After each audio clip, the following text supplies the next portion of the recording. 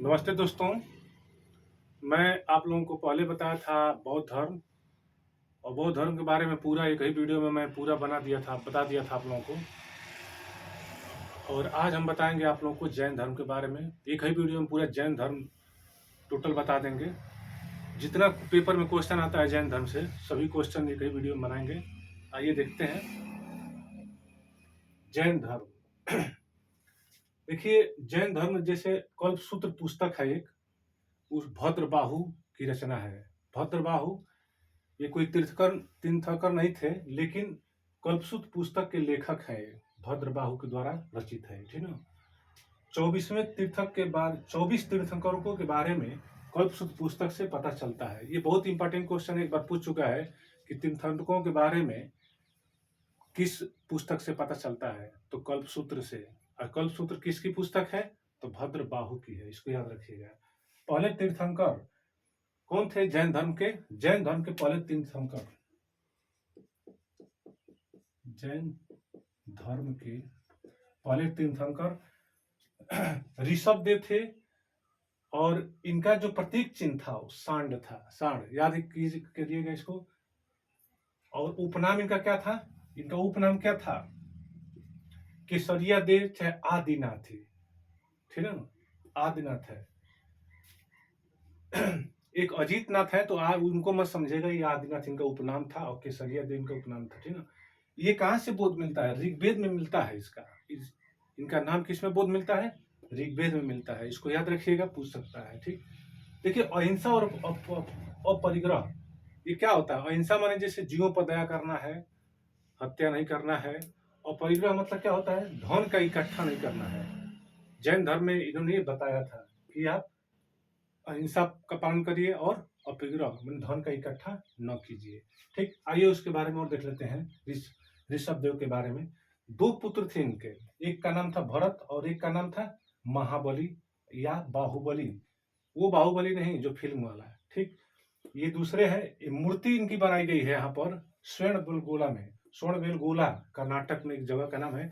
चामुंडा राय ने बनवाया था। इसको याद रखिएगा, पूछ सकता है। और जब स्टेच्यू ऑफ यूनिटी नहीं बनी थी, तो उससे पहले भारत में सबसे ऊंची मूर्ति इनकी थी। इनको याद रखिएगा, इससे बड़ी मूर्ति नहीं थी ऊंची। लेकिन जब स्टेच्यू ऑफ यूनिटी जब बना दिया गया, तब से जाकर के क्या हुआ, देखिए। आगे देखते हैं उसके। दूसरे तीर्थंकर अजीतनाथ थे, जिनका प्रतीक चिन्ह क्या है? हाथी है। इनको याद रखिएगा। मैं पूरे 24 तीर्थों को नहीं बता सकता, ठीक, क्योंकि वो पूरा पूछता ही नहीं है। पहला पूछ सकता है, दूसरा तीसरा ऐसे पूछ सकते हैं। फिर वहां से 21, 22, 23, 24 याद कर लीजिए, ठीक। उसके बीच में नहीं पूछने का चांस कम रहता है बहुत ही। तो दूसरे तीर्थंकर तीर्थंकर कौन है? अजीतनाथ है, जिनका प्रतीक चिन्ह क्या है? हाथी, ठीक। गर्भ क्या बताता है? हाथी बताता है। तीसरे तीर्थंकर उसमें बौद्ध धर्म है, तो इसको मैंने कंफ्यूजन मत होइएगा। बौद्ध धर्म में क्या बताता है? गर्भ को हाथी बताया गया था, तो वहां से कंफ्यूजन मत होइएगा। अजीतनाथ का प्रतीक चिन्ह क्या है? हाथी है। तीसरे तीर्थंकर संभवनाथ है, जिनका प्रतीक चिन्ह क्या है? घोड़ा है। इसको याद रखिएगा। 21वें तीर्थंकर नमीनाथ है। एक नेमिनाथ भी है, एक नमीनाथ है। तो जो 21वें है वो नमीनाथ है। इनका जो प्रतीक चिन्ह है वो क्या है? नीलकमल है। इसको याद रखिएगा, पूछ सकता है, ठीक। आइए और आगे देखते हैं इसमें। और 22वें कौन है? अरिष्ट नेमी। इन्हीं को नेमिनाथ कहा गया है। और इनका प्रतीक चिन्ह जो है क्या है? शंख है। इनको याद रखिए, इनको बहुत बार पेपर में पूछा है। और उसके बाद से 23वें जो तीर्थंकर हैं पार्श्वनाथ है, जिनका प्रतीक चिन्ह क्या है? सांप है। इसको याद रखिएगा। और जो पार्श्वनाथ है वो 4 शिक्षाएं दिए हैं। कौन कौन सा? आइए देख लेते हैं। सत्य बोलना चाहिए, अहिंसा मतलब जीवों की रक्षा करना है, हत्या नहीं करनी है। अस्तेय, अस्तेय मतलब होता है चोरी नहीं करना चाहिए, ठीक। अपरिग्रह, धन का संचय नहीं करना चाहिए। इन्होंने ये 4 शिक्षाएं दी थी। इनको क्या कहा जाता है? इन शिक्षाओं को महाव्रत कहा जाता है। इसको याद रखिएगा, पूछ सकता है, ठीक।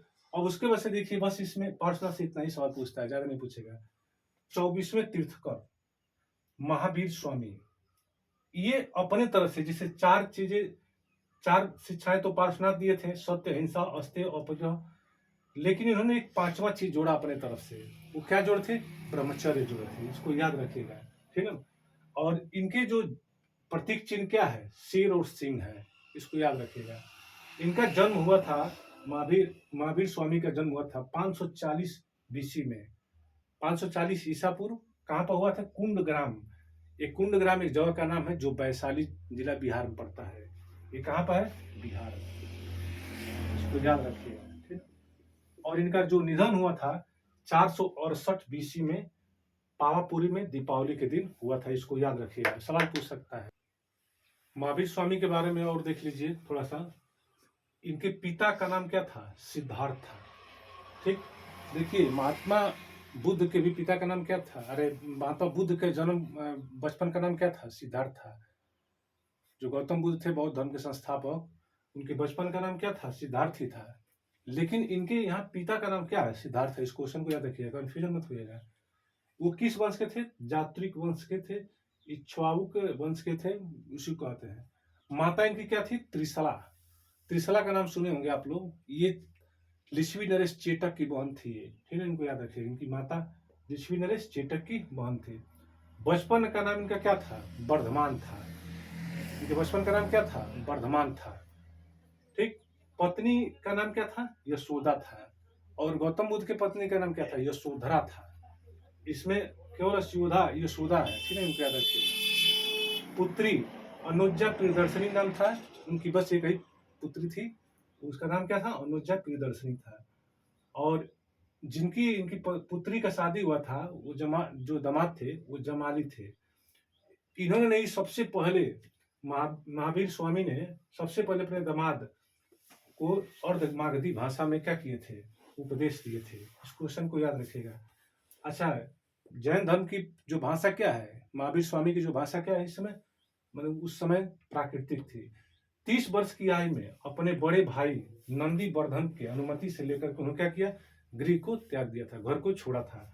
इसको याद रखिएगा। 30 साल की आयु में पहले 6 वर्ष अपने मित्र मखली गोसाल के साथ रहे थे। इसको याद रखिएगा। पूछता है सवाल कि इनका मित्र कौन था? तो मखली गोसाल थे।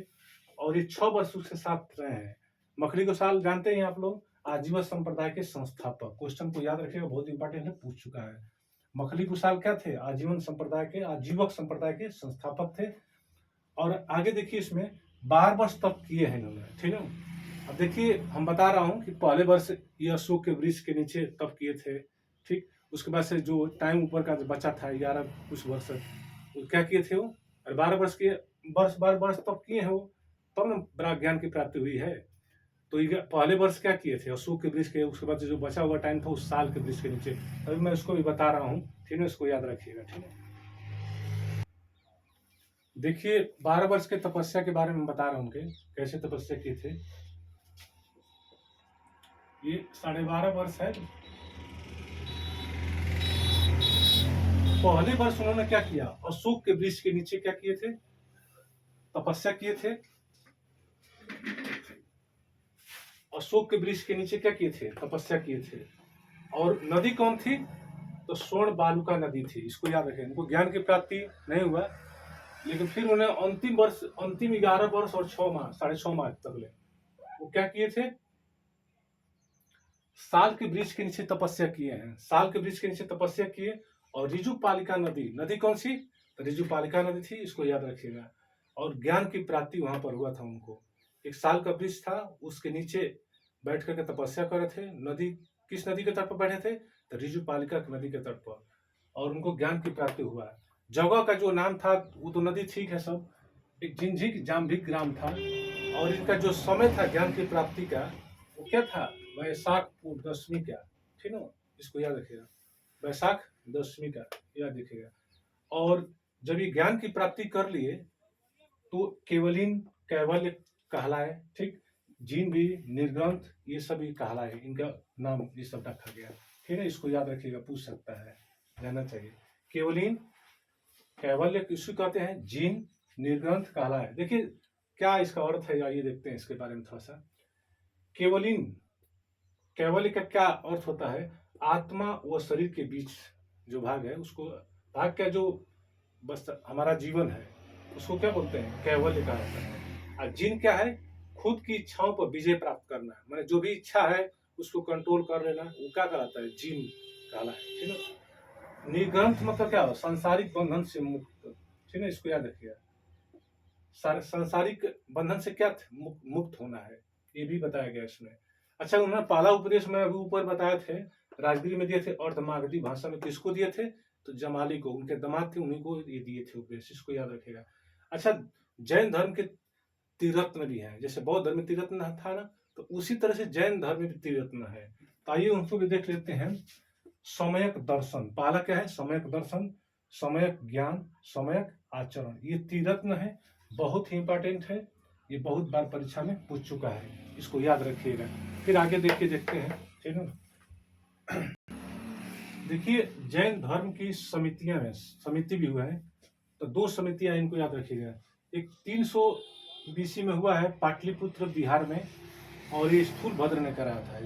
अध्यक्षता कौन किए थे, स्थूलभद्र, इसको याद रखिएगा। एक दूसर की हुई है जो 512 बीसी में बल्लभी में हुआ है, गुजरात में पड़ता है बल्लभी, इसको याद रखिएगा। कहाँ पड़ता है, तो गुजरात में। देवर्दी क्षमा श्रवण ने कराया है, इसको याद रखिए, इसकी अध्यक्षता किया है इन्होंने, ठीक। जैन धर्म के कसाय है, क्या क्या है, 3 है, इसको याद रखिएगा, क्रोध, माया और मान, ये भी पूछ सकता है, जानना चाहिए। जैन साहित्य को आगम कहा जाता है, और पूर्व 14 पूर्व है, उपांग कितने हैं, 12 है, और छेद सूत्र कितने हैं, 6 है। ये डीपली हम लोग को जाना नहीं है, इसमें अंदर तक नहीं पूछता है, बस इतने याद रखिएगा। आगम कितने हैं, जैन साहित्य को आगम कहा जाता है, और कितने हैं, पूर्व 14 है, उपांग 12 है, और छेद सूत्र 6 है, इसको याद रखिएगा। जैन धर्म की शाखाएं, जैन धर्म जब महावीर स्वामी का डेथ हो गया, खत्म हो गए, तो ये 2 भागों में बट गया है। कौन कौन से हो, तो श्वेतांबर और दिगंबर में। तो श्वेतांबर स्थूलभद्र उसको, मैंने उसका अध्यक्ष थे, चाहे मानने वाले स्थूलभद्र उसको तैयार किए, और दिगंबर को भद्रबाहु ने, इसको याद रखिएगा। अच्छा, श्वेतांबर मतलब क्या होता है, जो सफेद वस्त्र धारण करते हैं उनको क्या कहते हैं, श्वेतांबर। श्वेतांबर के रूप में स्थूलभद्र को जो मानने वाले हैं, श्वेत वस्त्र धारण करते हैं, ये उत्तर भारत में रहते हैं मतलब लोग। फिर दिगंबर मतलब क्या, भद्रबाहु। दिगंबर मतलब क्या होता है, नग्न, माने वस्त्रों का त्याग करना, मुख्य रूप से क्या था, वस्त्र का त्याग करना, वस्त्र का क्या करना, त्याग करना। वो नग्न रहते थे, और है भी। दक्षिण भारत में चले गए, अब तो पूरा इंडिया भी रह रहा है, ऐसा नहीं है कि नहीं, मतलब यहीं पर है खाली, इसको याद रखेंगे। और देखिए, जैन संघ में आकर देख लीजिए, थोड़ा सा देखिए, ये क्या है, जैन संघ में 11 गौणधर थे। महावीर स्वामी की मृत्यु के समय अध्यक्ष कौन था, जब उनकी मृत्यु हुई तो उस समय अध्यक्ष कौन था, इंद्रभूति थे, इसको याद रखिएगा। अगले अध्यक्ष कौन थे, सुधर्मन बने। और जैन भिक्षुणी संघ की अध्यक्षता किसने किया, चंदना ने किया, इसको याद रखिएगा। जैसे बौद्ध भिक्षुणी संघ की स्थापना भी किया गया है, ठीक, उसी तरह से जैन भिक्षुणी संघ की स्थापना क्या है, चंदना ने, ठीक है। अच्छा, जैन सिद्धांत क्या है, इसके बारे में ये देखते हैं, ठीक।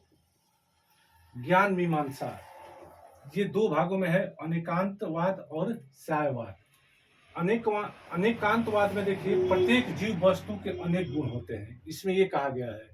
और सायवाद में उसको पहचानने के लिए अनेक गुणों को केवलिन ही जान सकते हैं। केवलिन मतलब क्या है, कैवल्य ही जान सकते हैं, जिनको विशेष ज्ञान की प्राप्ति है वही जान सकते हैं, और कोई जान नहीं सकता है, इसको याद रखिएगा। आगे देखिए, कुछ और भी चीजें हैं, इसको भी जान लीजिए। जैन धर्म मालूम नहीं था, इसके बारे में थोड़ा सा और जान लीजिए आगे। नास्तिक और आस्तिक 2 चीजें हैं, इसको जानना चाहिए। नास्तिक उसे कहते हैं जो मतलब किसी चीज पर विश्वास न करता हो, इसको याद रखिएगा। जैसे विश्वास मतलब जैसे केवल मेहनत पर विश्वास करते हैं, जो वेदों का अप्रमाणिक मानते हैं, माने वेदों को मानते नहीं हो, प्रमाणिक नहीं मानते हैं वेदों को, वो कौन थे, आजीवक संप्रदाय कहलाते हैं वो लोग। जैसे मखली गोसाल थे, वो कैसे थे, वेदों को नहीं मानते थे, ठीक। आस्तिक क्या होता है, जो वेदों को प्रमाणिक मानते हैं, वेद को जो मानते हैं वो क्या कहलाते हैं, आस्तिक कहते हैं। षड दर्शन कहा जाता है इन लोगों को जो मानने वाले हैं। आइए उनके बारे में, सबके बारे में। जैसे गौतम का संबंध किससे था, न्याय दर्शन से था, ठीक। कपिल मुनि साक्ष्य दर्शन से थे। कणाद, महर्षि कणाद किससे थे, वैश्विक दर्शन थे, वैश्विक दर्शन थे। पतंजलि योग दर्शन, योग से संबंधित थे। और जैमिनी पूर्व मीमांसा, ठीक। और वादरायण, वादरायण इनको याद रखिएगा, उत्तर मीमांसा से है। बस इतना ही। देखिए कौन कौन जो राजा थे जो बौद्ध धर्म को मानता था और कौन जो थे जैन धर्म को मानते थे। आइए इसके बारे में भी देख लेते हैं थोड़ा सा। बौद्ध धर्म को मानने वाले राजा, इसको याद रखिएगा, पूछ सकता है, जानना चाहिए, ठीक। तो हर्षवर्धन जो थे वो भी किसको मानते थे, बौद्ध धर्म को मानते थे। कनिष्क जो कुखाड़ वंश थे, ठीक। बिंबिसार हर्यक वंश, अशोक मौर्य वंश, इसको याद रखिएगा। प्रसेनजीत, उदयन, गोपाल, ये क्या थे, ये सभी लोग क्या थे, बौद्ध धर्म को मानने वाले थे। गोपाल जो एक है पाल वंश, जो बंगाल साइड में शासन किए थे लोग। फिर देखिए जैन धर्म को मानने वाले राजा कौन कौन थे। खारवेल, हाथी गुफा का नाम सुने आप लोग ना, खारवेल, ठीक, उड़ीसा में थे। अजात शत्रु, ठीक। अमोघ वर्ष, चंद्रगुप्त मौर्य, इसको याद रखिएगा, ठीक। उदयन और संतृप्ति, उदयन दोनों में है, याद रखिएगा, संतृप्ति। बस आज इतना ही, ठीक है, नमस्ते।